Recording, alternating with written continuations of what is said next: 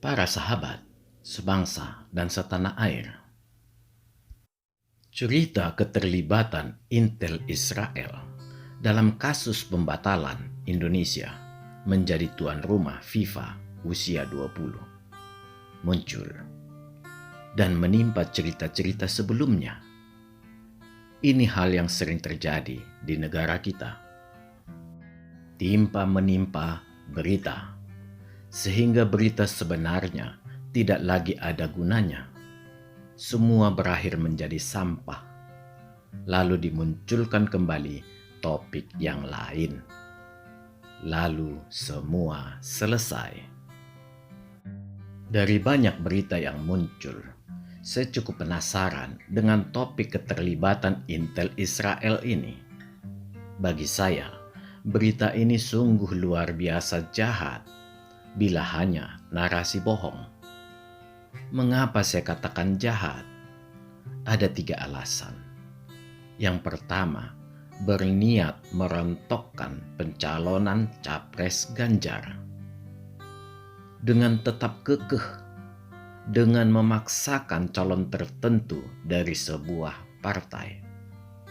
Yang kedua, berniat merontokkan para relawan Ganjar yang tampak dipakai juga untuk menyebarkan berita. Yang ketiga, yang paling malang adalah Jokowi. Beliau mengalami 2 malapetaka. Yang pertama, dipermalukan di dalam dan di luar negeri. Yang kedua, harus bekerja keras untuk mencegah sanksi FIFA. Ini belum termasuk bila dihitung seluruh effort dan harapan yang akan dicapai. Seandainya berita ini adalah benar, maka sungguh malang juga nasib Pak Jokowi, karena beliau mengambil langkah yang kurang tepat, cenderung jauh dari bijak. Disinilah saya ingin mengajak saudara semua betapa tidak masuk akalnya berita ini. Para sahabat sebangsa dan setanah air, saya yakin berita medsos di Indonesia mengenai event U20 ini pasti sama hebohnya dengan di Israel. Kalau di kita, semua sibuk dengan segala teori, dan yang luar biasanya, tidak ada yang berani dengan mengatakan meragukan keamanan di Indonesia. Yang dibangun adalah narasi teroris dan isi pikiran Soekarno. Mengenai teroris dan sel tidur dan pemikiran Soekarno ini sudah saya bahas di video yang ke-56 dengan judul Jangan Rendahkan Soekarno. Kekhawatiran fenomena matahari kembar PDIP. Dan silakan saudara ikuti di link yang ada di kolom deskripsi. Sekali lagi harus saya katakan, tidak satu pun berita yang muncul merefer pada press release dari otoritas keamanan yang mengatakan memang situasi mengkhawatirkan. Di Israel sendiri, seperti saya katakan, pasti heboh berita di medsos. Kita bisa membayangkan, pasti tidak akan jauh dari meminta jaminan FIFA atas keselamatan tim mereka. Sekalipun ada permintaan dari Intel Israel, maka akan muncul dari pemerintahan Israel. Dan itu pasti ditujukan ke FIFA. Isinya pasti sama, permintaan jaminan keselamatan. Sampai mendekati proses drawing di Bali, FIFA tetap teguh menjalaninya.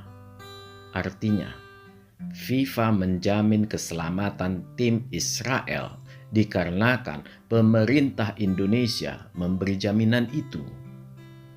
Sampai sejauh ini, kedua pihak saling percaya. Para sahabat yang saya hormati, bila saja FIFA menganggap bahwa Indonesia tidak mampu menyelenggarakan event dikarenakan faktor keamanan, maka FIFA sendiri yang akan membatalkannya. Dan FIFA wajib memohon maaf ke Indonesia karena mengapa baru sekarang dibatalkan. Tetapi ternyata FIFA tidak melakukan itu.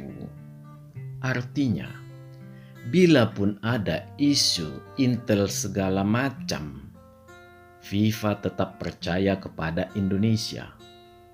Bagi Indonesia, pembatalan FIFA bila terjadi karena laporan intel Israel, maka tidak akan ada narasi-narasi yang aneh. Dan Jokowi tidak akan berada pada posisi sulit. Bahkan bisa sambil turun ke sawah, sambil menerima permohonan maaf FIFA. Para sahabat yang saya hormati, saya sangat meragukan adanya isu tentang peran intel Israel. Mossad bekerja sangat rapi dan sulit kita ketahui. Tidak akan sama dengan istilah di zaman Soeharto dulu, yaitu intel Melayu. Kita sangat mudah mengenali intel Melayu ini dari beceng yang selalu kelihatan dan sering lupa bayar kopi di warung. Menurut saya, kehebohan berita di medsos Israel yang sama riuh rendahnya dengan di Indonesia, kemungkinan besar ini yang disebut bersumber dari intel Israel. Pertanyaannya, bila tidak ada peran intel Israel, atau bila pun ada, tetapi FIFA tetap kekeh penyelenggaraan tetap di Indonesia, siapakah yang bermain? Apakah Jokowi? Kemungkinan ini rasanya hampir 0%, mengingat 3 kerugian yang di atas, yang kesemuanya menghantam Jokowi. Hanya Jokowi yang memiliki akses penuh dengan situasi negara kita. Dan tidak akan ada yang berani mengatasnamakan situasi negara selain Jokowi. Dan dia manusia penuh perhitungan.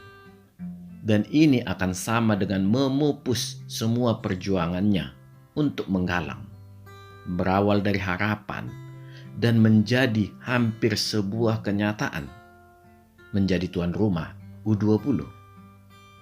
Rasanya tidak akan masuk akal bila Jokowi yang membuat cerita. Di samping itu, ada opini yang mengatakan pura-pura diutus Erik ke Doha. Ini sungguh cerita stensilan. Emangnya Erik tidak punya otak? Emangnya Erik anak kemarin sore? Tanpa menjadi pejabat juga, dia bisa hidup berleha-leha di seluruh pantai di dunia ini, tanpa perlu bekerja.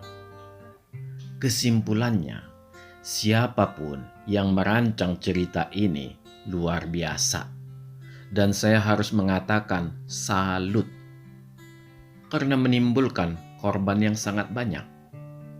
Anehnya, korbannya berasal dari satu kelompok. 3 in 1, 3 poin di atas ditambah Erik. Sekali lagi salut, semua korban adalah tokoh-tokoh atau banana-banana. Para sahabat sebangsa dan setanah air, kita harus belajar meresapi kalimat ini. Sebuah bangsa akan menjadi besar jika mulai belajar berpikiran besar. Yang dikatakan isi pikiran Soekarno adalah cara pikir, gagasan, dan ideologi. Ketiga hal ini diperoleh seseorang bukan dari garis darah, tetapi melalui pengenalan terhadap Soekarno yang saat ini bisa dipelajari dari banyak buku. Yang diwarisi melalui garis darah adalah sebagian karakter. Memang, tampak Megawati mewarisi hal ini dari ayahnya, karena dia adalah keturunan langsung Soekarno. Megawati banyak melihat bagaimana ayahnya berpidato. Di samping itu, jam terbangnya jatuh bangun di PDI dan PDIP membuatnya sangat matang. Jadi, sekali lagi saya katakan, cara pikir, gagasan, dan ideologi ketiganya diperoleh bukan dari garis darah. Memang Megawati banyak belajar dari ayahnya secara langsung. Meskipun demikian, Megawati tetaplah bukan Soekarno. Salam. Majulah Indonesia.